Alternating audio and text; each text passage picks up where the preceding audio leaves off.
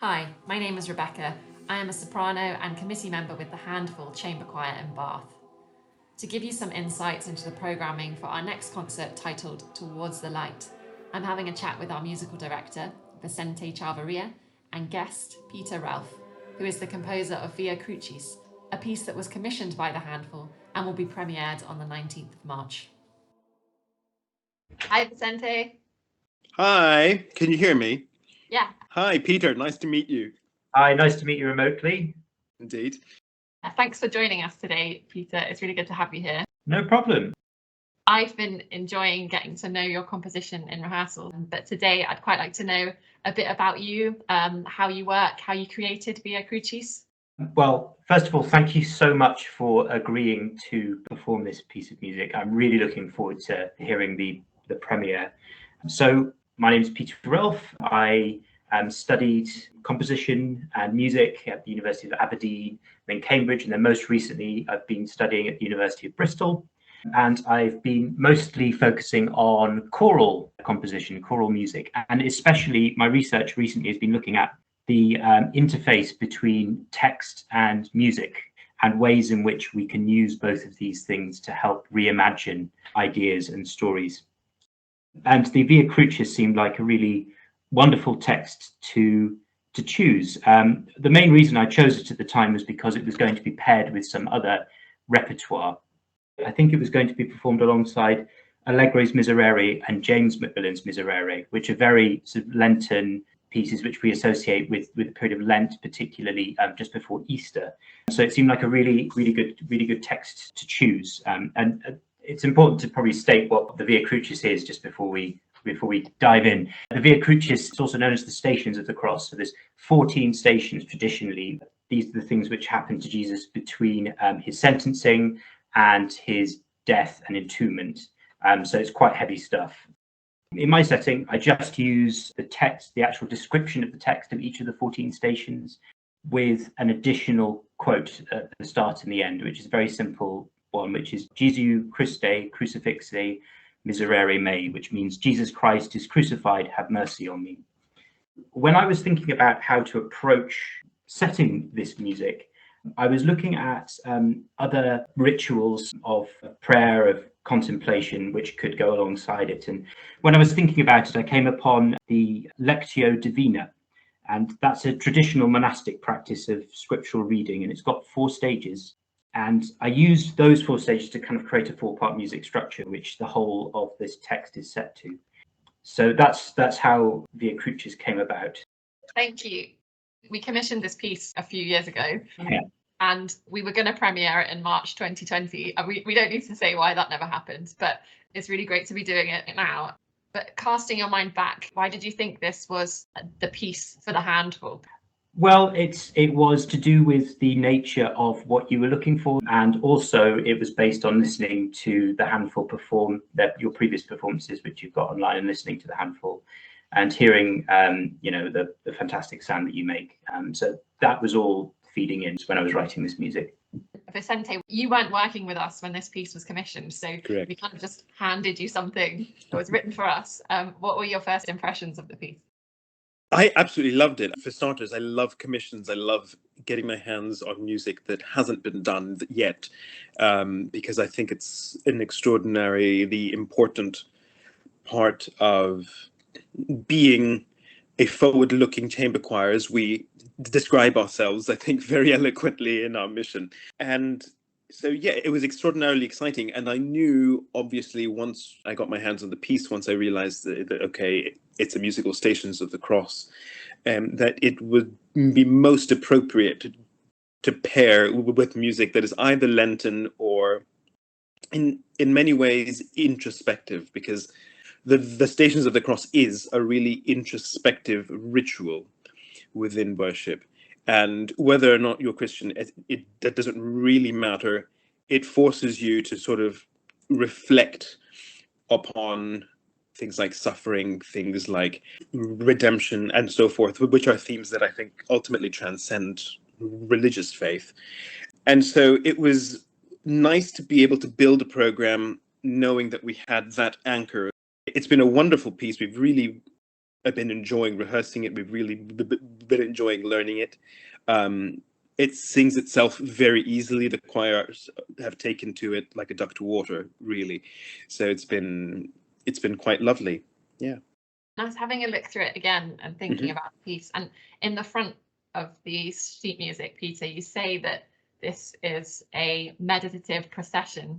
Can you tell us why you describe it that way? So there is the possibility of actually using this music to process around a church. So often in churches you find the Stations of the Cross are actually on the wall as you go around the perimeter of the church. And often around Lent you have services where people will go around each of the stations and contemplate.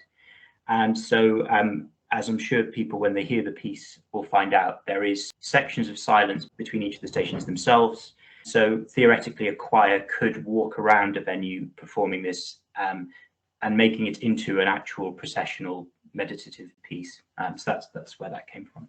It seems like this setting, it could have easily just been a storytelling exercise that we take you through. It's a story and we sing it, which it is in part, but it feels like there's more layers to it than that. I was having a think, it kind of feels like it's about the now. We're singing about it, but we're kind of reflecting about what those stations, what that story means for people. And so that contemplative, reflective side really comes across well. I don't know if I've completely misread that, but that's how it feels as a performer. I'm very pleased that you said that, because that's the aim of what I seek to do as a composer, is to take these historic texts and to try and make them relevant and reimagine them for contemporary audiences. I don't know, Vicente, if you felt that way. Very much so, very much so. And again, it comes back to the idea of how do you relate what's in a specific story that can be looked at in multiple ways to something that people can connect with today. Like you said, it's very much about the now. It's about, what each station means to each individual. For people, it might be very much a central part of their faith. For others, it might be a story that reminds them of an episode of their lives. Who knows? That's been one of the real joys, is finding those layers, but then also once we've sort of rehearsed each bit and gone into detail and looked at what we need to fix and etc., then going back and as a piece of music putting it together as one larger narrative.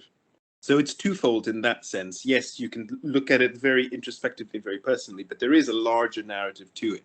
And so that challenge has been wonderful to just tackle, because I remember the very first time, once we've fixed a few details and we went back and just ran the whole piece, then people, I think, for the first time got a sense of what the entire narrative is. And It's quite wonderful to watch people's reactions in that moment, because that's when you know that they're relating to the piece in a way that goes beyond just chorister to sheet music.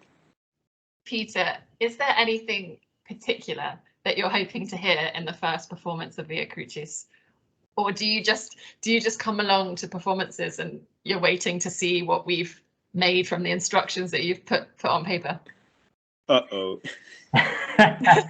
As a composer, it is always really exciting to hear your music performed live, especially when you're the sort of composer who writes for live performance, like myself. I think you sort of touched on something there. It's a bit like creating a blueprint when you write a score. You're creating a plan for a building, but when you give it to a builder, they will build the building themselves. And every time you might send the same plan to different builders, the house will look slightly different. It'll have their own intricacies. So it's really fun to hear what different choirs and different ensembles make of my music. I always find that I get really interesting insights in my conversations with other people and other ensembles, talking about what they found effective in my music or what they would like to hear of more, or things like that. I've always learned a lot from that process. And of course, you're coming along to the concert and you're going to introduce Via Crucis in person, which is wonderful. Vicente, do you feel any extra pressure knowing that the composer's there? In this case, I think I have enough confidence in us as a group to know that actually I'm quite excited to be able to present the composer with what we've done, because I have a very, very strong feeling that we're going to do a very good job that night.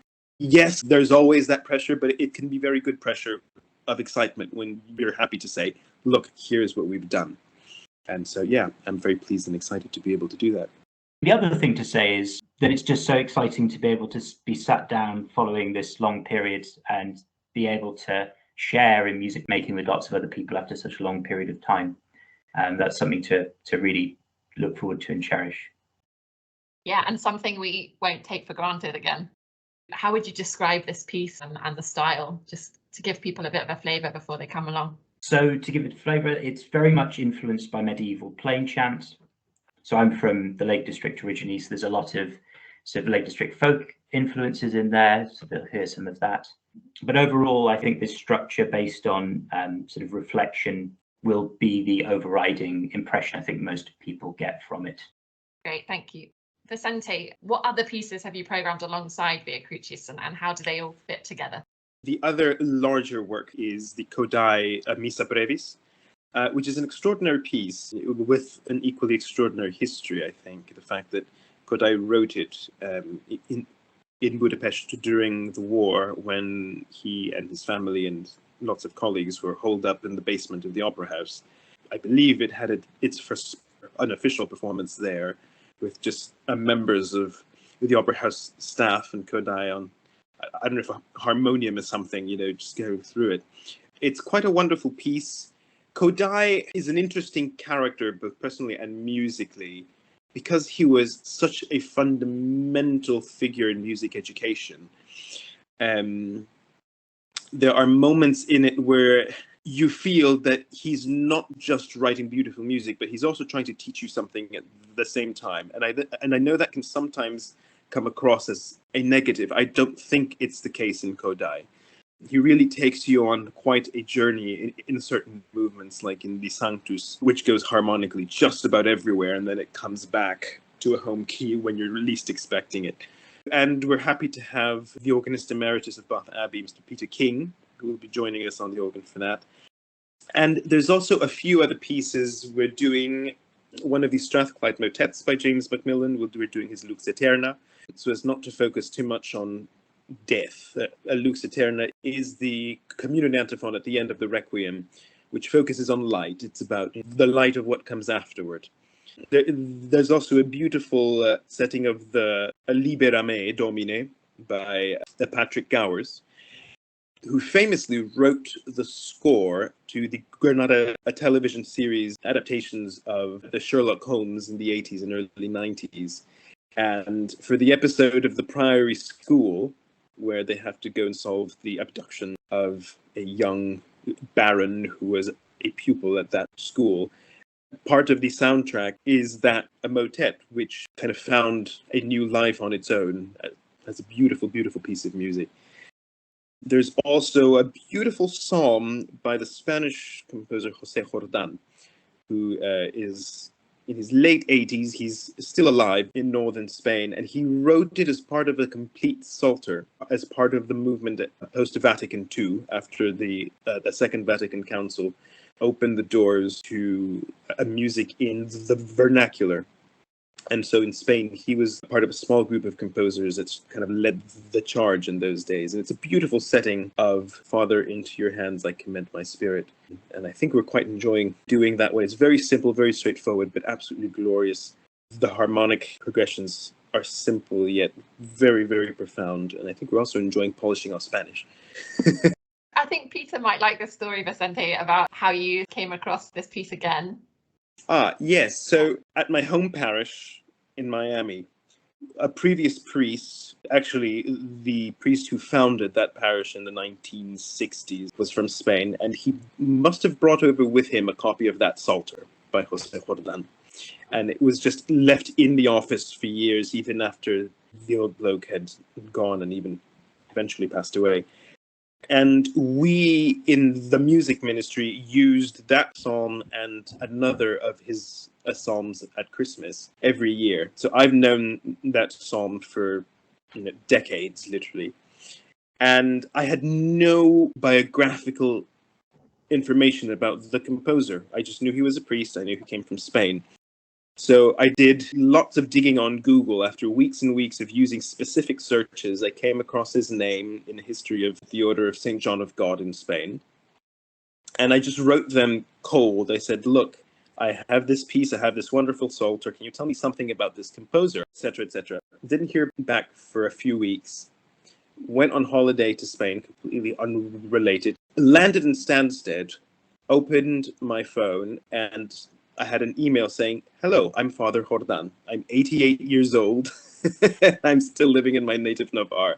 So I'm in touch with him. He's very happy that we're doing this at our concert. I don't think he's ever imagined that a choir in England would ever take to it. But yeah, it's been quite a fortuitous encounter, I think. I think that's really lovely, that story. It also fits in really well, doesn't it? The words are Christ on the cross. Yes. We've tried to give the program both a Lenten feel, but also not exclusively. We don't want it quite to make it feel like you're coming to a service. It's great if you do, that's absolutely fine, but ultimately it's about seeing how we can weave narratives of contemplation, of reflection through these texts that are quite timeless in many ways. So yeah, I'm excited. I think it's going to be a lovely concert. Thanks, Vicente. And thank you for having a chat with us today, Peter. We're really looking forward to meeting you at the concert.